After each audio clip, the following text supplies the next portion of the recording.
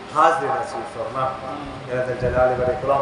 آپ کے حبیب محمد صلی اللہ علیہ وسلم نے آپ سے جو خیر، جو بھلائی، جو اچھائی، جو نیکی مانگی ہے، یا ذا الجلال والاکرام ہم بھی آپ سے سوال کرتے ہیں، ہمیں عطا فرما۔ یا اللہ آپ کے حبیب حضرت محمد صلی اللہ علیہ وسلم نے آپ سے جن شرور سے، جن فتنوں سے، جن آزمائشوں سے، جن پریشانیوں سے، جن تکالیف سے، جن مصائب سے، جن برے وقتوں سے، جن برے حالات سے، جن وباؤں سے، جن بلاؤں سے، جن آفات سے، جن بیماریوں سے پناہ مانگی ہے، یا رب الجلال والاکرام ہم بھی آپ سے پناہ مانگتے ہیں، ہمیں پناہ عطا فرما۔ اس امت کے الفت کو پناہ عطا فرما۔ سبحان ربک رب العزت عما یصفون وسلام علی المرسلین والحمد للہ رب العالمین۔ آمین یا رب العالمین برحمتک یا ارحم۔